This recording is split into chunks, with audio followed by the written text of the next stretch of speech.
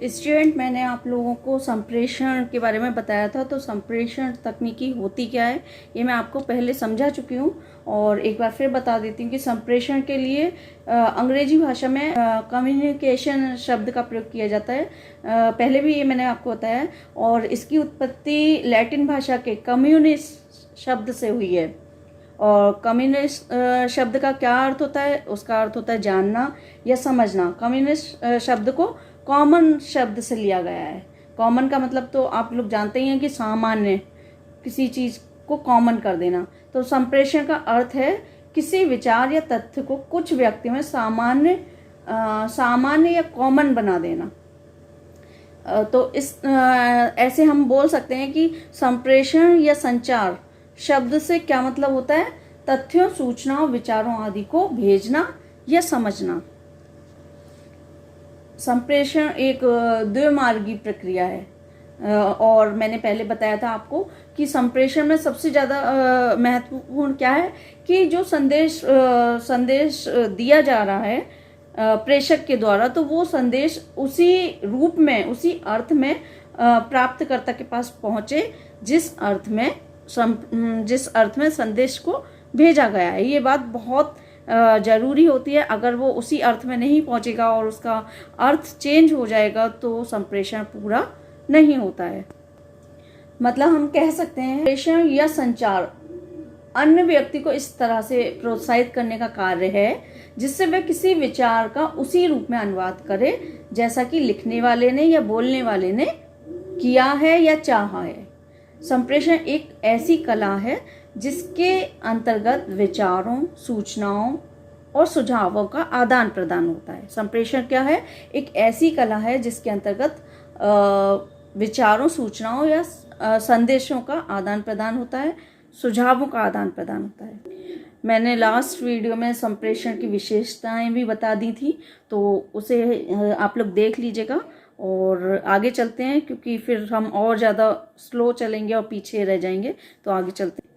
संप्रेषण क्या है? एक निरंतर चलने वाली प्रक्रिया है। मतलब ये प्रक्रिया कभी रुकती नहीं है। हर जगह आपने देखा होगा कि संप्रेषण होता रहता है, यानी कि सुझावों का, विचारों का और आदान प्रदान चलता रहता है। ये कभी रुकता नहीं है। चाहे हम कहीं भी हों, क्लास में हों, घर में हों, मार्केट में हों, कहीं भी हों, तो संप्रेषण कभी भी रुकता नहीं है। ये एक निरंतर चलने वाली प्रक्रिया होती है। और इसमें एक मैं चार्ट आपको बताऊंगी।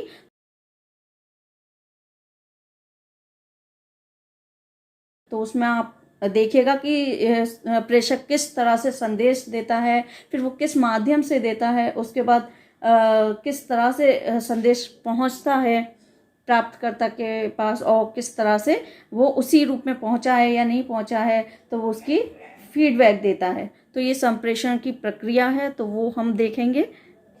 संप्रेषण प्रक्रिया में माध्यम भी बहुत महत्वपूर्ण होता है कि किस माध्यम से संप्रेषण किया जा रहा है, लिखित है, मौखिक है, किस तरह से, किस माध्यम का प्रयोग किया जा रहा है और संप्रेषण में किस समय किस माध्यम को यूज़ करना चाहिए, ये भी बहुत महत्वपूर्ण होता है। संप्रेषण प्रक्रिया के प्रमुख तत्व हैं जैसे कि विचार है, प्रेषण है, एनकोडर है, एनकोडर को सेंडर या स्पीकर भी बोलते हैं, प्राप्तकर्ता होता है जिसे रिसीवर, लिसनर दोनों ही बोलते हैं। किसी भी नाम से आपसे क्वेश्चन पुटअप किया जा सकता है। आगे है संदेश, कि क्या संदेश भेजा गया है और किस अर्थ में भेजा गया है। उसके बाद किस तरह संदेश पहुंचा है, अगर वो उसी अर्थ में पहुंचा है या नहीं, ये भी होता है। आगे है प्रतिपुष्टि या फीडबैक, तो उसी अर्थ में वो पहुंचा है, उसका फीडबैक उसे दिया जाता है सेंडर को। तो ये सारे इसके तत्व हैं। अगर आपसे पूछा जाए कि संप्रेषण प्रक्रिया के प्रमुख तत्व कौन से हैं, तो आप इसे ऐसे ही बताएंगे कि विचार, प्रेषण, एनकोडर, प्राप्तकर्ता, संदेश, प्रतिपुष्टि, ये सारे इसके तत्व होते हैं। और ये जो संप्रेषण प्रक्रिया है, ये जो प्रोसेस है, इसमें क्या होता है? सबसे पहले प्रेषक होता है, वो एक संदेश देता है, उसके बाद किस भाव से वो संदेश दे रहा है, उसके बाद प्राप्तकर्ता को वो किस भाव से संदेश पहुंच रहा है, जिस भाव से भेजा गया है, जिस अर्थ से भेजा गया है, उसी अर्थ में पहुंचा है या नहीं। उसके बाद संदेश उसे मिल गया है, उसका फीडबैक प्राप्तकर्ता प्रेषक को भेजता है। तो ये ऐसे ही ये प्रक्रिया चलती रहती है। तो ये हमारी संप्रेषण प्रक्रिया होती है। इसके बारे में हम देखेंगे। संप्रेषण के तत्व कौन से हैं? संप्रेषण संदर्भ, भौतिक संदर्भ, सामाजिक संदर्भ, मनोवैज्ञानिक संदर्भ, समय संदर्भ, ये सारे इसके तत्व हैं। तो ये संप्रेषण संदर्भ में भी 4 पार्ट होते हैं, भौतिक संदर्भ, सामाजिक संदर्भ, मनोवैज्ञानिक संदर्भ, समय संदर्भ, ये 4 पार्ट में बटा हुआ होता है। सेकंड हमारा होता है संदेश का स्रोत क्या है। थर्ड है संदेश। फोर्थ है संप्रेषण का माध्यम। फिफ्थ संकेत या प्रतीक, किस संकेत या प्रतीक के साथ संदेश को भेजा गया। उसके बाद एनकोडिंग। एनकोडिंग क्या होता है? एनकोडिंग का मतलब होता है संदेश बनाना या लिखना, किस तरह से संदेश को बनाया गया है या लिख के भेजा गया है। ठीक है। उसके बाद है 7 डिकोडिंग। डिकोडिंग का क्या मतलब होता है? यानी समझना या पढ़ना, डिकोड करना। जो संदेश सेंडर ने भेजा है उसे किस तरह से डिकोड किया गया है, उसे किस तरह से समझा गया है या पढ़ा गया है। उसके बाद जैसे संदेश भेजा गया उसे उसी अर्थ में पढ़ा गया है या समझा गया है, तो उसका फीडबैक दिया जाता है। किसके द्वारा? प्राप्तकर्ता के द्वारा। तो वो फीडबैक होता है। उसके बाद संदेश ग्रहणकर्ता उसे फीडबैक देता है सेंडर को। तो ये इसके तत्व हैं, संप्रेषण के ये तत्व हैं। संप्रेषण के कितने प्रकार का होता है ये भी हम आगे देखेंगे। संप्रेषण 2 प्रकार का होता है, शाब्दिक संप्रेषण और अशाब्दिक संप्रेषण। तो शाब्दिक के भी 2 पार्ट होते हैं, मौखिक संप्रेषण, लिखित संप्रेषण। ऐसे ही अशाब्दिक के भी होते हैं, वाणी संकेत, चक्षु संपर्क या मुख मुद्राओं द्वारा, स्पर्श संपर्क। तो ये क्या है? इसके रूप हैं, इसके पार्ट अलग अलग हैं। आगे बहुत ये काफी बड़ा टॉपिक है, इसमें बाधाएं भी आती हैं संप्रेषण में। तो बाधाएं किस तरह की होती हैं? बहुत भौतिक बाधाएं होती हैं, जैसे शोरगुल है, वातावरण से संबंधित बाधाएं होती हैं। भौतिक बाधाएं होती हैं, भौतिक असुविधाएं जो होती हैं उन्हें बोलते हैं। खराब स्वास्थ्य भी इसमें बाधा उत्पन्न करता है। ध्यान केंद्रित नहीं कर पाते कई बार, तो संप्रेषण सही से नहीं हो पाता। जो संप्रेषण हो रहा है, जो संदेश भेजा गया है, उसे समझने में दिक्कत आती है। तो ये सारी बाधाएं होती हैं। भाषा की बाधाएं होती हैं। जैसे भाषा की बाधाएं कैसे होती हैं संप्रेषण में? अस्पष्ट शब्द, अनावश्यक शब्द, गलत उच्चारण करना, अस्पष्ट ग्राफिक और संकेत देना। मनोवैज्ञानिक बाधाएं। मनोवैज्ञानिक बाधाएं कौन सी होती हैं? तो मनोवैज्ञानिक बाधाएं होती हैं पूर्वाग्रह या अरुचि होना, ध्यान न देना, गलत प्रत्यक्षीकरण कर लेना और अलाभकारी अनुभव होना, जरूरत से ज्यादा चिंता करना, है ना। तो ये सारी क्या है? मनोवैज्ञानिक बाधाएं होती हैं जो हमें संप्रेषण में बाधाएं उत्पन्न करती हैं। पृष्ठभूमि की बाधाएं होती हैं कुछ, तो वो किस तरह की होती हैं? जैसे पूर्व अधिगम, सांस्कृतिक भेदभाव, पूर्व कार्य स्थिति, पूर्व कार्य का वातावरण। तो ये सारी पृष्ठभूमि की बाधाएं होती हैं। कुछ परिस्थिति के संदर्भ में होती हैं, तो वो कौन सी होती हैं? ऐसे ही बहुत सी बाधाएं होती हैं, जैसे विचार। तो ये सारी क्या हैं? बहुत सी बाधाएं कौन सी हैं? शोर हो रहा है तो नहीं हम संप्रेषण कर पाएंगे ठीक से, है ना। तो बहुत सारी ऐसी बाधाएं होती हैं। तो ये सारे संप्रेषण में हमें बाधा उत्पन्न करती हैं। तो हमने संप्रेषण का अर्थ समझ लिया था, उसकी परिभाषाएं हमने देख ली थी, संप्रेषण की प्रकृति और हमने उसकी विशेषताएं भी देख ली थी। आज हम इसका प्रोसेस देखेंगे कि किस तरह से इसकी संप्रेषण प्रक्रिया होती है। चलिए देखते हैं संप्रेषण की प्रक्रिया किस तरह से होती है। लेकिन उससे पहले जो लोग नए हैं चैनल को सब्सक्राइब कर दीजिए। चलिए देखते हैं। संप्रेषण एक सामाजिक प्रक्रिया है। मैंने जैसे कि बताया था कि संप्रेषण क्या है? हर समय चलता रहता है, कभी ये रुकता नहीं है। तो ये एक निरंतर चलने वाली प्रक्रिया है। मैंने बताया था आप कहीं भी होंगे, स्कूल में होंगे, घर में होंगे, मार्केट में होंगे, कहीं भी होंगे, मंदिर में होंगे, तो हर जगह आपका संप्रेषण चलता रहता है। कभी शाब्दिक, कभी अशाब्दिक, कभी बोलने के द्वारा, कभी संकेतों के द्वारा, है ना, कभी इशारों के द्वारा, वही संकेत। तो संप्रेषण प्रक्रिया हर समय चलती रहती है, निरंतर चलती रहती है। तो ये एक सामाजिक प्रक्रिया है। समाज में हम रहते हैं तो हमारा संप्रेषण हर समय चलता रहता है। तो संप्रेषण एक सामाजिक प्रक्रिया है जिसके द्वारा मानवीय संबंध स्थापित होते हैं, दृढ़ होते हैं तथा विकसित होते हैं। देखिए ये एक ऐसी प्रक्रिया है जिसके द्वारा आपस में संबंध स्थापित होते हैं। जब हम सामने वाले के विचार समझेंगे और अपने विचार उस तक पहुंचाएंगे तो तभी तो हमारा मानवीय संबंध स्थापित होते हैं, दृढ़ होते हैं तथा विकसित होते हैं। संप्रेषण की प्रक्रिया सामाजिक संरचना में ऐसे गुथे हुए हैं कि बिना संप्रेषण के सामाजिक जीवन की कल्पना करना ही मुश्किल होता है। आप समाज में रहेंगे तो आप जब तक अपने विचारों को दूसरे तक नहीं पहुंचा पाएंगे या दूसरे के विचार नहीं समझ पाएंगे तो सामाजिक जीवन की कल्पना कैसे कर सकते हैं? आप समाज में कैसे रह पाएंगे, कैसे सर्वाइव कर पाएंगे? तो यहाँ पर यही चीज़ बताई कि संप्रेषण की प्रक्रिया सामाजिक संरचना में ऐसे गुथे हुए हैं कि बिना संप्रेषण के सामाजिक जीवन की कल्पना करना ही मुश्किल होता है। देखिए, संप्रेषण की प्रक्रिया को सरल मॉडल के रूप में नीचे प्रदर्शित किया गया है। ये मैंने आपको बताया था, ये इसका मॉडल है, आप लोग देख लीजिएगा कि संप्रेषण का स्रोत या संदेश वाहक। संप्रेषण का क्या स्रोत है और संदेश वाहक मतलब किस तरह से संदेश दिया जाता है, ठीक है, जिसे हम प्रेषक बोलते हैं, तो उसी तरह से संदेश दिया जाता है। उसके बाद एनकोडिंग, मैंने आपको बताया था एनकोडिंग का क्या मतलब होता है। एनकोडिंग यानी कि संदेश बनाना या लिखना, ठीक है।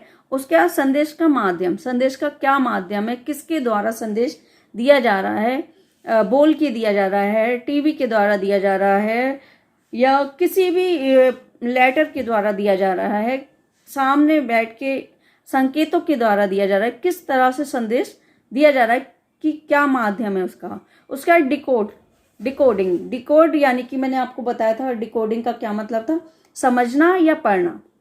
अब संदेश प्रेषक ने संदेश दे दिया, किस माध्यम से दे दिया, ठीक है, लेकिन अब उसे डिकोड करना कि क्या संदेश दिया है और क्या उसका अर्थ है, तो उसे डिकोड करना यानी पढ़ना यानी समझना। अब उसे उसी अर्थ में समझा गया है या नहीं, ठीक है, ये प्राप्तकर्ता तक पहुंच गया, अब ये उसी अर्थ में पहुंचा यानी जिस अर्थ में संदेश भेजा गया है, तो उसे जो प्राप्त करता है उसे फीडबैक देगा। तो ये पूरा उसी संदेश वाहक के बाद के पास फीडबैक आएगा कि हाँ ये उसी अर्थ में पहुंचा है। तो ये इसका मॉडल है, आप इसे देखिएगा, इसे अच्छे से देखेंगे तो समझ में आ जाएगा कि ये प्रक्रिया किस तरह से होती है। इसके बाद इसमें भी बहुत सारे मॉडल हैं, तो अभी ये मॉडल नंबर 1 है, तो इसे देखिए, सबने अपने अपने हिसाब से मॉडल बनाए हैं। चलिए आगे देखते हैं। इस मॉडल के अनुसार जो व्यक्ति संदेश भेजता है वह संदेश बनाता है, उसे लिखता है, फिर किसी ना किसी माध्यम के द्वारा जैसे रेडियो, टेलीफोन, तार, भाषण आदि संदेश प्रेषित किया जाता है। देखिए अभी मैंने बताया था कि संदेश बनाता है और किसके माध्यम से भेजता है, तो वो कोई भी माध्यम हो सकता है। प्रेषित संदेश जहां पहुंचता है वहां उसे पढ़कर डिकोड करते हैं। डिकोड मैंने बताया पढ़ना या समझना, और संदेश जिसके लिए है उसे पहुंचाते हैं। यह व्यक्ति यदि आवश्यकता होती है तो संदेश प्राप्ति की सूचना देता है।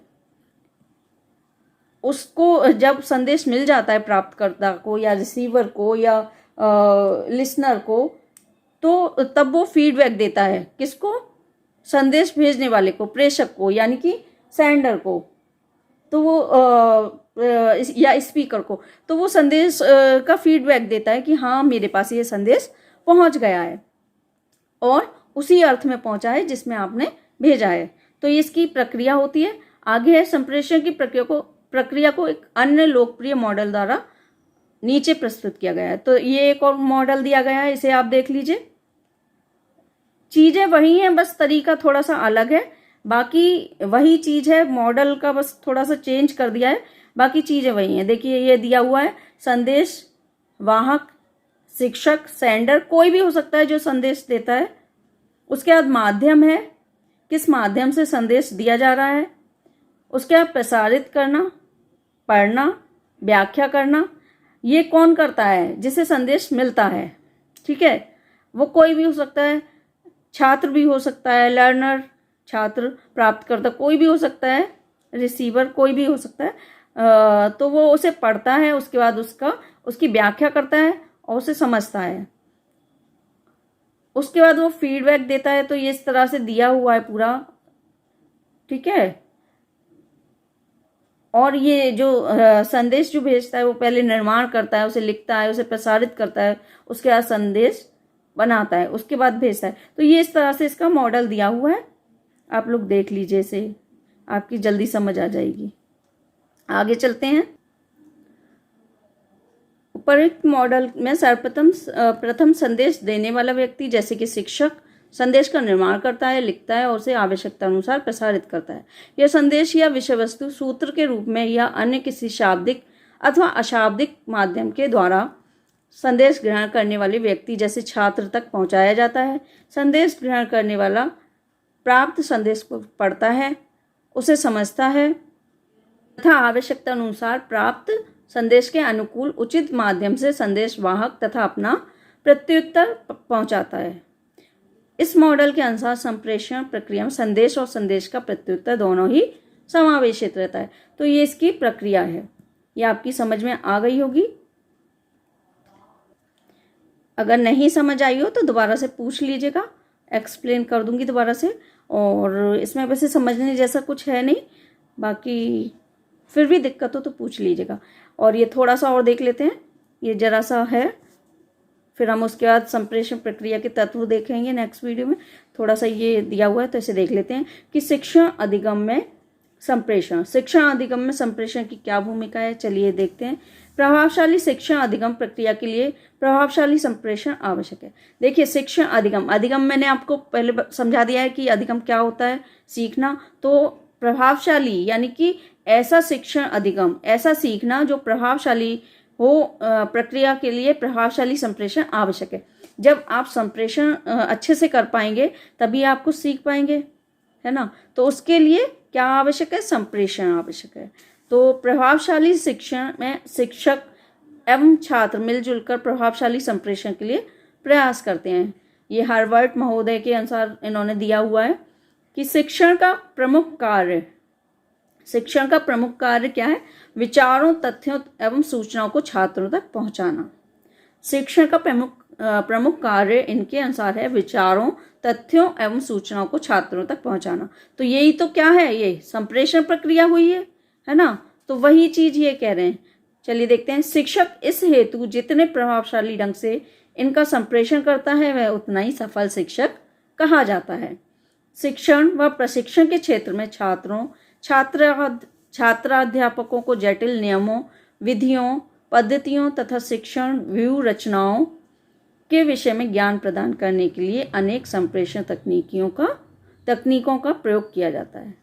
तो यहाँ पर यही चीज बताई गई है कि जितने अच्छे से संप्रेषण प्रक्रिया होगी उतने ही अच्छे से एक शिक्षक अच्छे से छात्रों को शिक्षित कर पाएगा, उसे ज्ञान दे पाएगा और छात्र भी अच्छे से उसको ग्रहण कर पाएंगे, उसे समझ पाएंगे जो भी शिक्षक सिखाना चाह रहा है।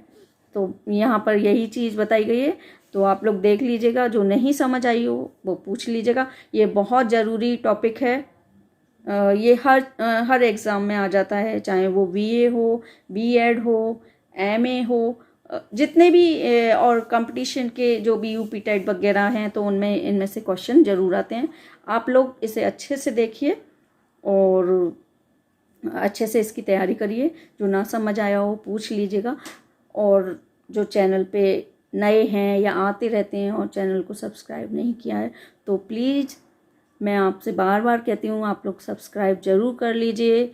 और आपका सब्सक्राइब करना बहुत ज़रूरी है, क्योंकि आप लोग सब्सक्राइब नहीं करेंगे तो हमारे लिए वो माइनस पॉइंट मिलता है एक तरह से। और आप लोग देखते हैं उसके बाद ही सब्सक्राइब नहीं करते तो उसका फिर हमारे लिए कोई फ़ायदा नहीं है। अगर आप चाहते हैं कि आपके देखने से हमें फ़ायदा मिले या हमें मतलब फ़ायदा तो होना ही चाहिए ना। अगर हम मेहनत कर रहे हैं तो आप लोग सब्सक्राइब ज़रूर करिए, नहीं तो माइनस में हमारे पॉइंट जाते हैं। तो सब्सक्राइब कर लीजिए, लाइक शेयर कमेंट करते रहिए। Thanks for watching.